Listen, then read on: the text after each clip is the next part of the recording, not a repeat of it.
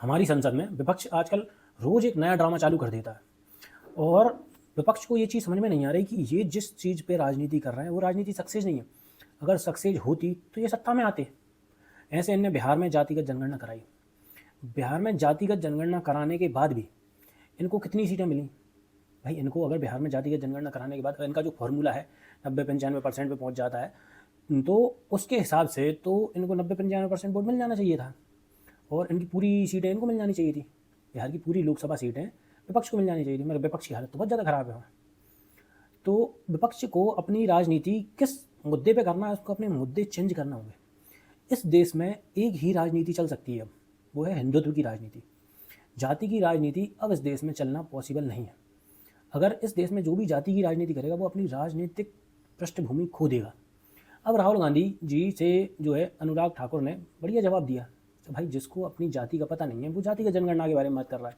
तुम पूरे देश में जाति पूछते फिर रहे हो। तुमसे अगर किसी ने पलट के पूछ ली तो तुम रो दिए। ऐसे ही अखिलेश यादव से पूछ ली पलट के तो वो रो दिए। खैर अखिलेश यादव से नहीं पूछी, वो उन्होंने किसी का नाम नहीं लिया था, फिर भी अखिलेश यादव ज़्यादा रोए, जबकि वो सबसे ज़्यादा पूछते पड़ते हैं तुम्हारा सरनेम बताओ, तुम्हारी जाति बताओ। भाई अपनी कॉलर में झांक के देखो। तुम जो राजनीति कर रहे हो ये राजनीति सक्सेस नहीं है। इस टाइम राजनीति अगर किसी को करना है 20 छोड़ो 80 पकड़ो, ये फॉर्मूला है, जो भी पकड़ लेगा। और बीजेपी के लिए भी मैं एक चीज़ बताना चाहता हूँ, बीजेपी अगर संसद में बैठ के बहुसंख्यक आयोग बना दे, इनकी सारी राजनीति खत्म हो जाएगी। ये किस बेस पे राजनीति करेंगे? इनके पास राजनीति खत्म हो जाएगी। बहुसंख्यक आयोग का विरोध ये कर नहीं सकते। जैसे अब बहुसंख्यक आयोग बना और आपने बहुसंख्यक लोगों को छात्रवृत्ति देना चालू कर दी, 80% लोगों का जिसने विरोध कर दिया उसकी राजनीति खत्म हो जाएगी।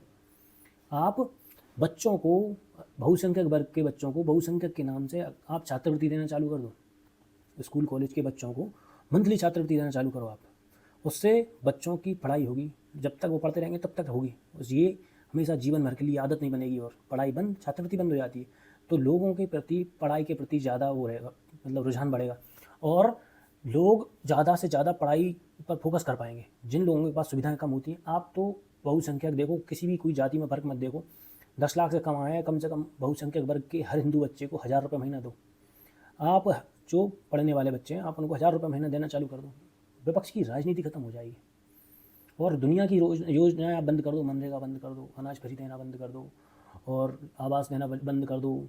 आप आयुष्मान कार्ड सिर्फ बहुसंख्यकों को दो। ये चीज़ें आपने एक बार चालू कर दी, इनकी राजनीति खत्म हो जाएगी।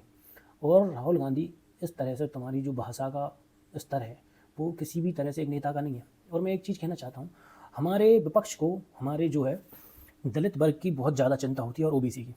तो लोगों से, विपक्ष से उम्मीद करता हूँ कि अपना विपक्ष का नेता जो है, नेता प्रतिपक्ष, उसको किसी दलित को बनाए।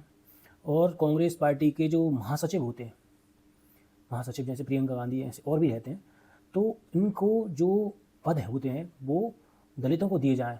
और जो स्टेट की जो ऐसे कांग्रेस हो गई, मध्य प्रदेश कांग्रेस का अध्यक्ष दलित होना चाहिए।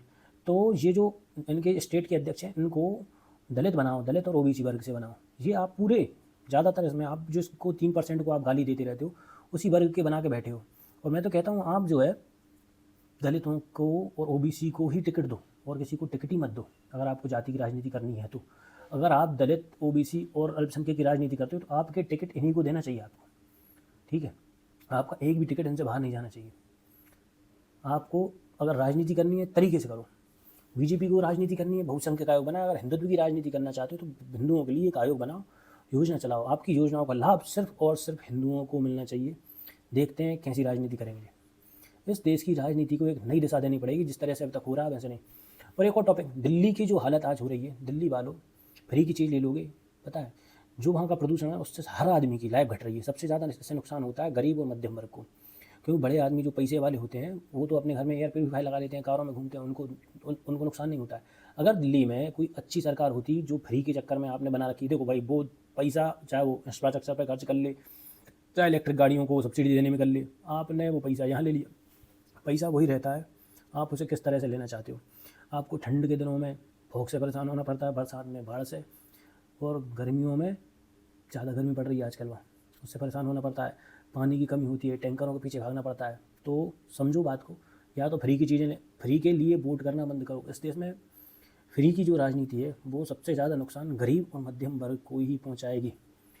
मेरी बात को ध्यान रखो, और मेरी बात अगर सही लगती है तो इस वीडियो को लाइक और शेयर और सब्सक्राइब करा करें।